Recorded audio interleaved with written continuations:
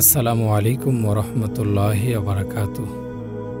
প্রিয় প্রতিকার চ্যানেলের বন্ধুরা, আশা করি আল্লাহ পাকের অশেষ মেহেরবানিতে আপনারা সকলে ভালো আছেন। আমার সন্তানকে কিভাবে গাইড করব? আমি কি চাই আমার সন্তান একজন ভালো মুসলিম হবার পাশাপাশি একজন ভালো প্রফেশনাল হোক? আমি কি চাই আমার সন্তানের মনে ভালো উপাদানগুলো বেশি করে ঢুকুক? আমি কি চাই দুনিয়া এবং আখেরাত দুই দিকেরই সফলতা? আমরা কি জানি ইমানের অন্যতম দাবি হলো দ্বীনের জ্ঞানার্জন করা? আমার যদি ন্যূনতম জ্ঞানই না থাকে, তাহলে কিভাবে নিজ পরিবারকে দ্বীনের আলোকে গাইড করব? কিভাবে সন্তানদের অন্তরে সামান্য হলেও দ্বীনের আলো ঢুকাবো? আমরা কি সচেতন? যুগ পরিবর্তন হয়ে গেছে। আমার ভাষা আর আবল তাবল দ্বীনি জ্ঞান দিয়ে নিজ সন্তানদের বোঝ দিতে পারবো না। আমরা কি জানি তারা এখন লজিক চায়? তারা দ্বীন ইসলামের ইন্টেলেকচুয়াল ব্যাখ্যা চায়। সত্যিকার মানুষের সংজ্ঞা কি? সন্তানের ভবিষ্যতের জন্যে, সন্তানকে মানুষ করার জন্যে আমরা সবাই চিন্তিত, সবাই ব্যস্ত। এখন আমাদের প্রশ্ন, এই মানুষের সংজ্ঞা কি? আমার সন্তান ভালো ইউনিভার্সিটিতে পড়বে, একজন ব্যাংকার বা ডাক্তার বা ইঞ্জিনিয়ার হবে, আর এতেই সে মানুষ হয়ে গেল? আসলে মানুষের সঠিক সংজ্ঞা হলো, আমার সন্তান একজন ভালো মুসলিম হবার পাশাপাশি একজন ভালো প্রফেশনাল হবে। সে দুনিয়া এবং আখেরাত দুই দিকেই সফলতা অর্জন করবে। তাহলে এবার দেখি কিভাবে একজন পরিপূর্ণ মুসলিম হওয়া যায়। মা হচ্ছেন সন্তানদের বুনিয়াদী শিক্ষক। বাবার পাশাপাশি সন্তানকে মানুষ করার পিছনে মায়ের ভূমিকা অত্যন্ত গুরুত্বপূর্ণ। মনে রাখতে হবে, আধুনিকতার নামে সন্তানকে আগুনের মধ্যে ছেড়ে দিয়েছি আর বলছি ঠিক থাকতে। আমরা নিজেও এই বয়সে এই পরিবেশে কি ঠিক থাকতে পারতাম? আমরা খুব ভালো করেই জানি যে আমাদের দেশে আর আগের মতো পরিবেশ নেই। সকলেই কেমন যেন ওয়েস্টার্ন আর ইন্ডিয়ান কালচার ফলো করছে। কেবল কানেকশনের বদৌলতে ঘরে ঘরে চলে এসেছে অনইসলামী কার্যক্রম। একটা সাধারণ ফর্মুলা আমরা জানি, আগুনের পাশে ঘি রেখে ঘিকে বলছি না গলতে, কিন্তু ঘি একসময় গলবেই। একটি বাস্তব উদাহরণের মাধ্যমে বিষয়টা পরিষ্কার হওয়া যাক। যেমন কানাডায় শীতকালে প্রচণ্ড শীতে 20-30% সেন্টিগ্রেড। আমরা যখন বাইরে যাই তখন সারা শরীর খুব ভালোভাবে প্রোটেকশন দিয়ে যায়। সবই ঢাকা থাকে, শুধু চোখ দুটো খোলা থাকে। কারণ ঠান্ডা এত যে কোথাও এক ফোঁটা পানি থাকলেও তা বরফ হয়ে যায়। কিন্তু আশ্চর্যের বিষয়, আমাদের চোখের পানি বরফ হয় না। এর কারণ আমাদের চোখের পানির মধ্যে লবণ দেয়া আছে, তাই এত শীতেও তা বরফ হয় না। সেরকম আমার সন্তানের ভিতর এমন কোনো উপাদান ঢুকিয়ে দিতে হবে যার কারণে প্রতিকূল পরিবেশে থেকেও সে নষ্ট হবে না। আর তা হলো মজবুত ইমান এবং তাকওয়া বা আল্লাহ ভীতি। সন্তানের ইমান মজবুত করতে আর তাকওয়া তৈরি করতে হলে আগে মা বাবার ইমান ও তাকওয়া উন্নত করতে হবে এবং বাসায় একটা সুন্দর ইসলামী পরিবেশ তৈরি করতে হবে। রাসূল সাল্লাল্লাহু আলাইহি সাল্লাম বলেছেন, মানুষ যখন মরে যায় তখন তার সমস্ত আমল বন্ধ হয়ে যায়, কিন্তু 3টি আমলের সুফল সে কিয়ামত পর্যন্ত পেতে থাকে। 1. সদগায়ে জারিয়া। 2. এমন সদ্জ্ঞান যা সে বিতরণ করেছে এবং তা মানুষের উপকারে লাগছে। 3. নেক সন্তান যে তার জন্য দোয়া করবে। এবার আমাদের আলোচনা 3 নং পয়েন্ট নিয়ে। নেক সন্তান কিভাবে রেখে যাব? আমাদের অনেকেরই ধারণা যে সন্তানকে বিকেলে হুজুরের কাছে কায়দা বা কোরআন পড়তে পাঠালে সব হয়ে গেল, সে পাক্কা মুসল্লি হয়ে গেল, সে ইসলাম শিখে ফেলল। আসলে ধারণাটা ভুল। সাধারণত ওখানে তেলাওয়াত ছাড়া আর তেমন কিছুই শেখানো হয় না। আমার সন্তানকে একজন পরিপূর্ণ মুসলিম বানানোর জন্য আমাকে স্পেশাল প্রজেক্ট হাতে নিতে হবে। শুধু টাকা আর খ্যাতির পেছনে দৌড়ালে সব হারাবো। একসময় আফসোসের আর সীমা থাকবে না। তাই সময় থাকতে এখনই সচেতন হওয়া উচিত। আসুন চিন্তা করি, এই সন্তানের জীবনের লক্ষ্য উদ্দেশ্য কী হবে? তার চারিত্রিক বৈশিষ্ট্য কী হবে? কোন আদর্শে আমি তাকে গড়ে তুলব? কোন মৌলিক উপাদান দিয়ে তার চিন্তা চেতনা গড়ে তুলব? আমি কি চাই না আমার সন্তানের মনে ভালো উপাদানগুলি বেশি করে ঢুকুক? শিশু, বালক, যুবক, বৃদ্ধ সকলের মন এক চলমান মেশিন। মেশিন সর্বদা সচেতন ও অবচেতন মনে ইনপুট গ্রহণ করছে। সেই ইনপুট প্রসেস হয়ে আউটপুট বেরোয় মানুষের কর্ম ও দৃষ্টিভঙ্গির মাধ্যমে। ফলে কেউ হয় দানশীল, কেউ উদ্ধত, কেউ হয় আল্লাহর শুকরগুজার বান্দা, আবার কেউ হয় বিপথগামী। আমার শিশু কোনো না কোনো কিছু শিখছে। প্রতিদিন সে নিত্য নতুন কায়দা রপ্ত করছে। এটা ভাবা যাবে না যে আমি যদি কিছু না শেখাই তাহলে কোথা হতে সে শিখবে। আসলে ধারণা ভুল। আশপাশের পরিবেশ, টিভি, রেডিও, বাবা মায়ের আচরণ সবকিছু হতে প্রতিনিয়ত সে ইনপুট সংগ্রহ করছে। সুতরাং আমি কি সতর্ক হব না? আমি কি চাই না আমার সন্তানের মনে ভালো উপাদানগুলি বেশি করে ঢুকুক? আমি কি চাই না আমার সন্তান একজন ভালো প্রফেশনাল হওয়ার পাশাপাশি একজন ভালো মুসলিম হোক? আমি কি চাই না সে উচ্চ পদস্থ কর্মকর্তা হয়ে মা বাবার মুখ উজ্জ্বল করার পাশাপাশি কোরআন হাদিসের উদ্ধৃতি দিয়ে দিনের উপর অনর্গল বক্তৃতা দিয়ে অমুসলিমদের হৃদায়তের নোট দেখাক? আসুন চোখ বন্ধ করে খানিক চিন্তা করি। হলিউড, বলিউড বা এর অন্ধ অনুসারী অন্য টিভি চ্যানেলগুলি প্রতিনিয়ত মুভি আর বিচিত্র অনুষ্ঠান চালিয়ে যাচ্ছে। বলিউডের প্রভাব এখন প্রযুক্তির আশীর্বাদে সর্বত্রই দৃঢ়ভাবে প্রসারিত। আমি এবং আমার সন্তানেরা প্রতিনিয়ত এগুলি হতে মনের খোরাক নিচ্ছি। শিশুরা অনুকরণ প্রিয় হবার কারণে এসব বিনোদনের মৌলিক বিষয়গুলির সাথে খুব সহজে পরিচিত হয়ে যায়। এভাবেই তাদের মননশীলতার উপর ওইসব উপাদানগুলির স্থায়ী প্রভাব পড়ে। আসুন এবার চিন্তা করি, এসব অখাদ্য কুখাদ্যের বিপরীতে আমি নিজে ও আমার শিশুকে ইনপুট নিচ্ছি। খোদ হলিউডের জন্মস্থান হতেই এখন এর কুরুচি আর বিকৃত সংস্কৃতির বিরুদ্ধে স্লোগান উঠেছে। এর বদৌলতে শিশুরা বইয়ের চাইতে বন্দুকের প্রতি বেশি আগ্রহী হয়ে উঠেছে। ড্রাগ, ভায়োলেন্স, বড়দের প্রতি শ্রদ্ধার অভাব, পারিবারিক বন্ধন শিথিল হওয়া ইত্যাদির অবদানে হলিউড বেশ নাম করেছে। হলিউড সংস্কৃতি আজ এমন এক টর্নেডোর নাম, যা সারা বিশ্বের আনাচে কানাচে লজ্জা শরমের অবশিষ্টাংশ ধুয়ে মুছে পরিষ্কার করে ফেলতে চায়। এক আমেরিকান আইডলই দুনিয়া কাঁপানোর জন্য যথেষ্ট। আমি এবং আমার পরিবারকে এগুলি হতে বিরত রাখার দায়িত্ব আমার নিজের। এটি আমার একান্ত বুঝ ও বিশ্বাসের গভীরতার উপর নির্ভর করে। তবে সন্তানের চরিত্র গঠনে একটি ভারসাম্যপূর্ণ স্ট্র্যাটেজির অংশ হিসেবে হলিউড, বলিউডের কুখাদ্যের পাশাপাশি যদি কিছু সুস্থ খাবার সরবরাহ না করা হয়, তাহলে এই সন্তানটি যে কি হবে তা ভবিষ্যতে টের পাওয়া যাবে যখন আমার বয়স 50-60-এর কোঠায় গিয়ে পৌঁছবে। তখন চিন্তা করে কোনো কুলকিনারা করা যাবে না, কারণ আমার শিশু তখন বড় হয়ে যুবক হয়ে গেছে। তার নিজস্ব মূল্যবোধ তৈরি হয়ে গেছে। এখন তার নতুন বিশ্বাস, ঈমান ও মূল্যবোধের দাওয়াতি কাজের প্রথম টার্গেট হব আমরা নিজে। একটি সত্য ঘটনার মাধ্যমে শিক্ষণীয় হিসেবে একজন অধ্যাপকের চিন্তা চেতনা এখানে তুলে ধরা হলো। ইনি বিশ্ববিদ্যালয়ের একজন প্রফেসর। তিনি এখন সন্তানদের মূল্যবোধ নিয়ে চিন্তা ক্লিষ্ট। কেবল ভাবেন আর ভাবেন। ইতিমধ্যে সন্তানগণ বিশ্ববিদ্যালয়ে অধ্যয়ন শুরু করেছে। তিনি কি পারবেন বিশ্ববিদ্যালয়ে পড়ুয়া সন্তানদের মন আর বিশ্বাসের ওপর নতুন কোনো প্রলেপ দিয়ে নিজের মতো করে নিতে? এটা সহজ হতো যদি তিনি শিশু বয়স থেকে সন্তানকে একজন আধুনিক মানুষ ও আল্লাহর একজন খাঁটি বান্দা হিসেবে গড়ে তোলার চেষ্টা করতেন। আরেকটি সত্য ঘটনা, আমাদের পরিচিত একটি পরিবার, ভাই ভাবি দুজনেই উচ্চশিক্ষিত, 2 ছেলে 1 মেয়ে। মেয়েটি বড় এবং হাই স্কুলে পড়ে। একদিন ভাইকে পরামর্শ দিলাম মেয়েটিকে সপ্তাহে বন্ধের একদিন ইসলামিক স্কুলে দেওয়ার জন্য 5 ঘন্টা ক্লাস, যেন সে সাধারণ পড়ালেখার পাশাপাশি ইসলাম শিখতে পারে।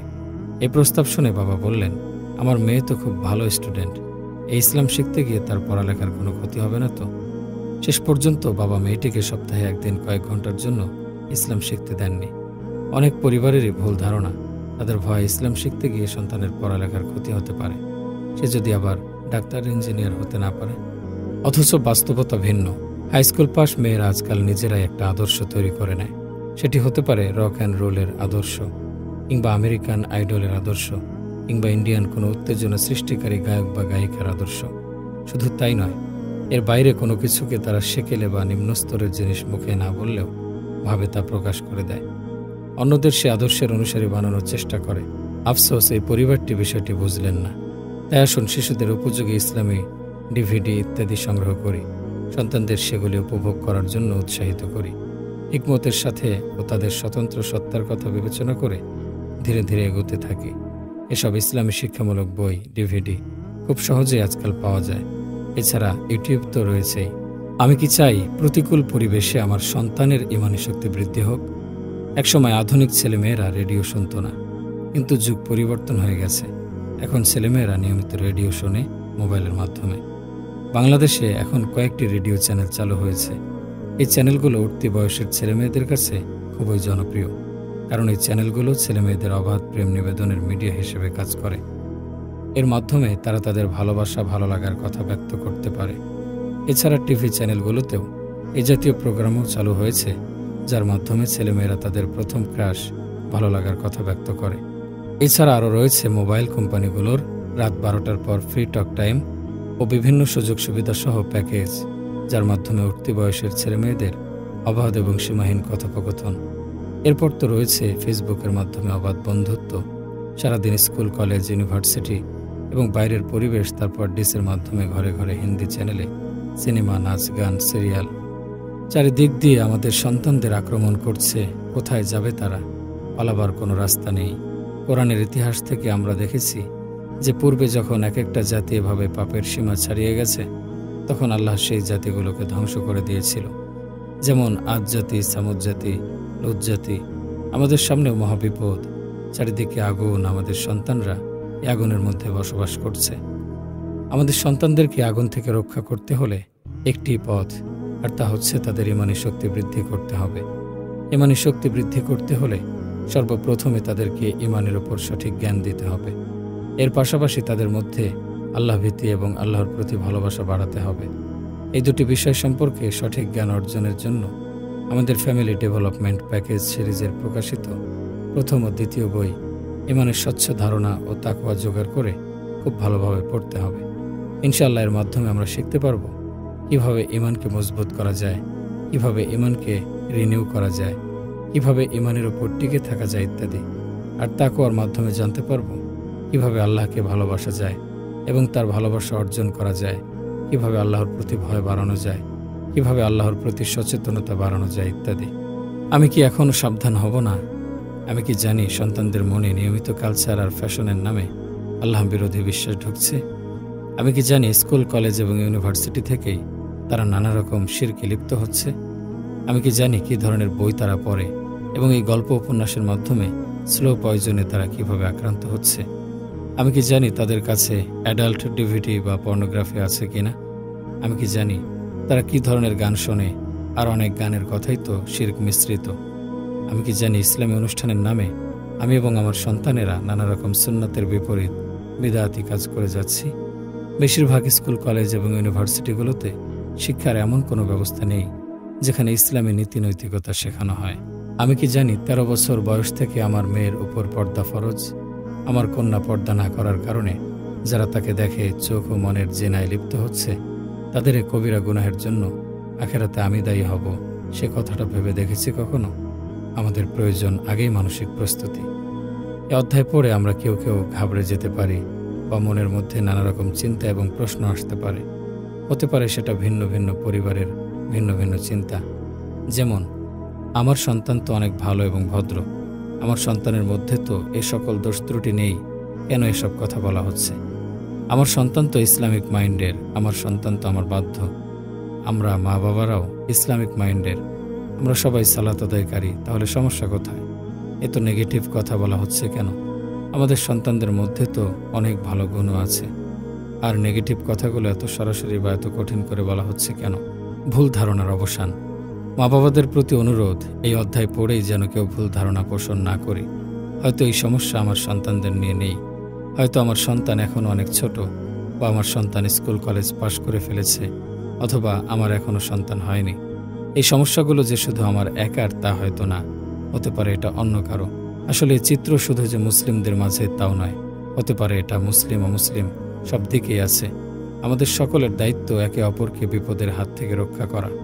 আমাদের সন্তানেরা এই প্রতিকূল পরিবেশে ইসলামিক স্কুলে পড়তে পারলে ভালো, না পারলে অবশ্যই সাধারণ স্কুলে পড়বে। সাধারণ স্কুল থেকে সব ছেলে মেয়েদেরকে নিয়ে ইসলামিক স্কুলে ভর্তি করে দিতেও বলা হচ্ছে না। এটাই বোঝানোর চেষ্টা করা হচ্ছে যে সাধারণ স্কুলে পড়েও আমাদের সন্তানরা কিভাবে একজন ভালো একাডেমিক হওয়ার পাশাপাশি একজন ভালো মুসলিম হতে পারে। এটাই স্বাভাবিক। কোনো মা বাবা নিজ সন্তানদের সম্পর্কে নেগেটিভ কথা শুনতে পছন্দ করেন না, কিন্তু কিছু কিছু সত্য কথা সরাসরি না বললে ভালোভাবে বোঝা যায় না এবং অনুধাবনও করা যায় না। তাই বোঝার সুবিধার্থে এই বইতে অনেক সত্য কথা এবং সত্য ঘটনায় সরাসরি উদাহরণ হিসেবে তুলে ধরা হয়েছে। এই কথাগুলো যে সবাইকে বলা হচ্ছে ব্যাপারটা তাও নয়। একজন সচেতন মুসলিম হিসেবে আমাদের সকলেরই দায়িত্ব সমাজের কল্যাণের কথা চিন্তা করা, ঘটনা ঘটবার আগে নিজেরা সচেতন হওয়া এবং অপরকে সচেতন করা। আর এটাই আল্লাহ তাআলার তরফ থেকে প্রতিটি মুমিনের দায়িত্ব। তাই আসুন পুরো বইটি খুব মনোযোগের সাথে পড়ার চেষ্টা করি এবং বাস্তবভিত্তিক সমাধানের চিন্তা করি। মা বাবার আচরণ সন্তানদের মনে প্রভাব ফেলে। আমরা স্বামী স্ত্রী কি সন্তানদের সামনে ঝগড়াঝাটি করি? আমরা কি একে অপরকে রাগের মাথায় গালাগালি করি বা জিনিসপত্র ভাঙি? আমরা স্বামী স্ত্রী কি সন্তানদের সামনে মিথ্যা কথা বলি? আমরা কি একজন আরেকজনের বদনাম সন্তানদের নিকট বা অন্যের নিকট করি? আমরা কি প্রতিবেশী বা আত্মীয় স্বজনের গীবত করি? আমরা কি অন্যের হক নষ্ট করি? আমরা কি অবৈধ ইনকাম বা ব্যবসার সাথে জড়িত? আমরা কি টিভিতে আপত্তিকর মুভি বা অনুষ্ঠান দেখি? আমরা কি সন্তানদের সাথে দুর্ব্যবহার করি বা গায়ে হাত তুলি? আমরা সন্তানদেরকে দিয়ে কি মিথ্যা কথা বলাই? মা বাবাদের বিশেষ সতর্কতা অবলম্বন। সন্তানের বন্ধুদের যেন বাসায় আসতে দেই এবং আমিও তাদের সাথে নিয়মিত মেলামেশা করি। সন্তানের পার্সোনাল রুমে টিভি বা কম্পিউটার না দিয়ে কমন জায়গায় রাখার চেষ্টা করি, যেমন ড্রয়িং রুমে বা লিভিং রুমে। মাঝে মাঝে স্কুল এবং কলেজে গিয়ে খোঁজখবর নিতে পারি এবং শিক্ষক শিক্ষিকাদের সাথে কথা বলতে পারি। টিভিতে আজে বাজে হিন্দি মুভি এবং সিরিয়াল দেখা বাদ দেই এবং শয়তানের হাত থেকে নিজেদেরকে রক্ষা করি। কখনো অন্য কোনো পরিবারের সাথে দুনিয়াবি বিষয়ে প্রতিযোগিতায় না করি। মা বাবারা ইসলামিক মাইন্ডের পরিবারের সাথে বন্ধুত্ব করি। বাড়িতে নিয়মিত কোরআন হাদিসের আলোচনা ও সালাত আদায় করার পরিবেশ তৈরি করি। সন্তানদেরকে কখনো মিথ্যা আশ্বাস না দেই, যেমন এই কাজটা করলে ওই জিনিসটা দেব, কিন্তু দেখা গেল যে সে কাজটি করলো কিন্তু আমি প্রতিজ্ঞা ঠিক রাখলাম না। এই ধরনের আচরণ সন্তানের মনে প্রভাব ফেলে। আমার সন্তানের শিক্ষা কিন্তু থেমে নেই। আমাদের হিউম্যান ব্রেইন কম্পিউটারের মতোই কাজ করে। কম্পিউটার আসলে আমাদের ভাষা বোঝে না, তার নিজস্ব কোড ল্যাঙ্গুয়েজ রয়েছে। সিপিইউ যাকে বলে মেশিন ল্যাঙ্গুয়েজ। আমরা যখন কিবোর্ডের মাধ্যমে কম্পিউটারকে ইনপুট দেই তখন তা সিপিইউতে গিয়ে তার নিজস্ব কোড ল্যাঙ্গুয়েজে প্রসেস হয় এবং তারপর তা মনিটর দিয়ে আমাদেরকে সুন্দর আউটপুট দেখায়। ঠিক তেমনই আমার সন্তানকে আমি কিছু শেখাচ্ছি না বলে এটা ভাবা যাবে না যে সে কিছু শিখছে না। সে আশেপাশের পরিবেশ, school, college, university, TV, radio, internet হতে সচেতন ও অবচেতন মনে প্রতিনিয়ত কোনো না কোনো কিছু শিখছে। তারপর সেগুলো তার ব্রেইনে গিয়ে কম্পিউটারের সিপিইউর মতো প্রসেস হচ্ছে এবং শেষে তার চরিত্র দিয়ে আউটপুট বের হচ্ছে। ইসলাম হলো কমপ্লিট কোড অফ লাইফ। আমি যদি কোডগুলি নাই জানি তাহলে সে কোড মানব কীভাবে? অন্তত দৈনন্দিন জীবনের কোডগুলি না জানলে যে কোনো সময় মহান আল্লাহর কাছ থেকে যে কোনো শাস্তি আসতে পারে। তখন যদি বলি আমি তো কোডগুলি জানি না, তাহলেও কোনোভাবেই রেহাই পাওয়া যাবে না।